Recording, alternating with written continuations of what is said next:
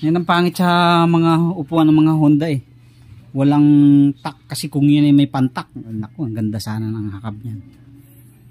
Okay, thank you, thank you. God bless. Oh.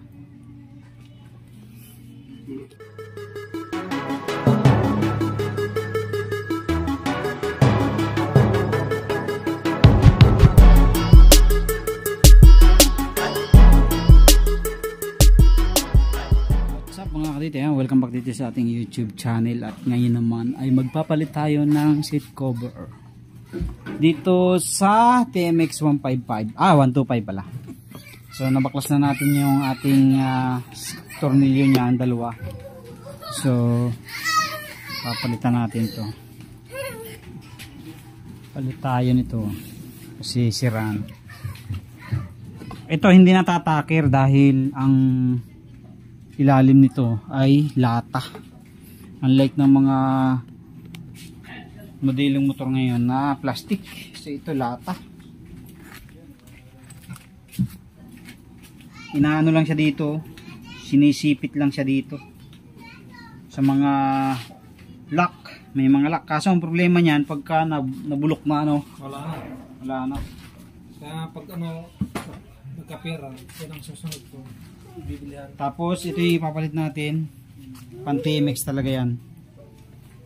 Saan yung mumurahin lang to mga kadwit, pero quality na rin, quality na rin. May pera na, mamahalin na lang. Kaban ang brand niya.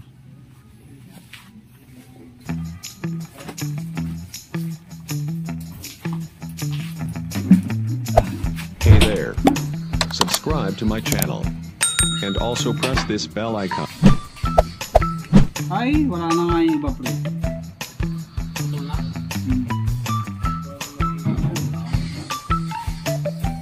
Kaya kailangan mo na talaga dito mag-invest.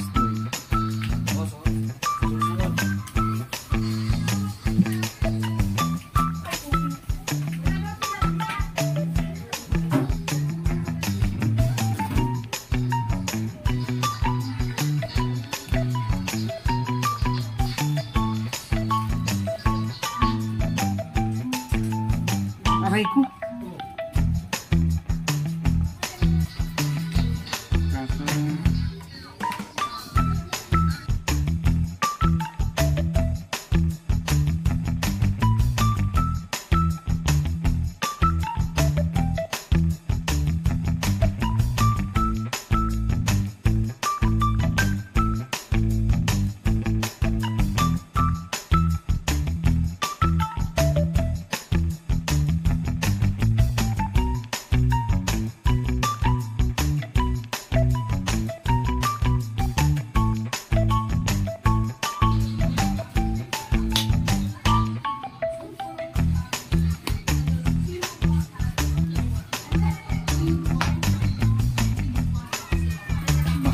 Basa talaga.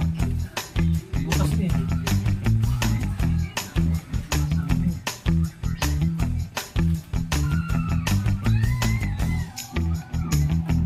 Tape natin to.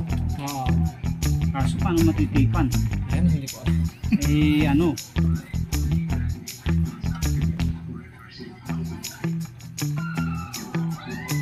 Nagtatapes tayo dito.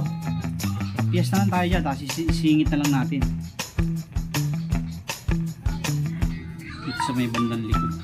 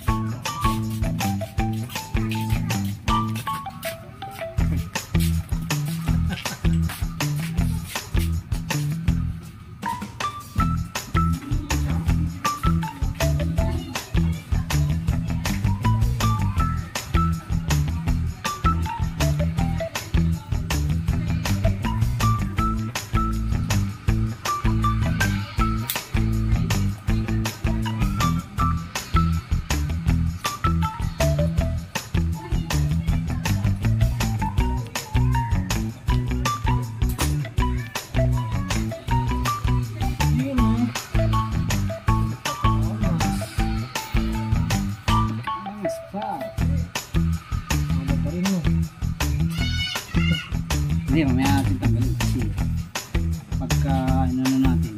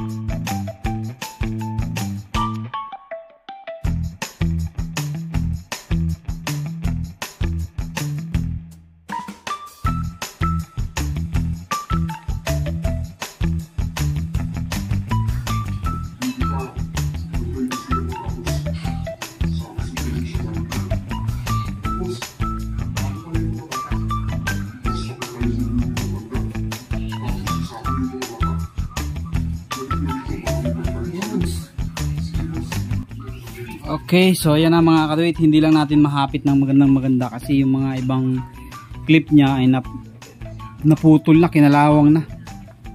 So bawas pa yung kanyang upuan kaya hindi na siya talaga hakab ng ayos.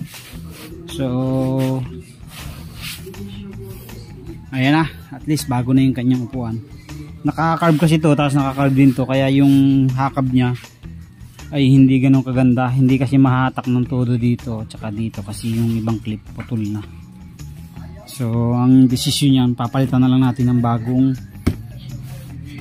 plastic, no, yung plastic kung may makukuha tayo para mahakab ng maganda. At least mapapakinabangan pa naman yan yung cover na yan. So yun lang mga kadawit, yan ang pangit sa mga upuan ng mga Honda eh, walang tak kasi kung yun ay may pantak, naku, ang ganda sana ng hakab niya. Okay, thank you, God bless.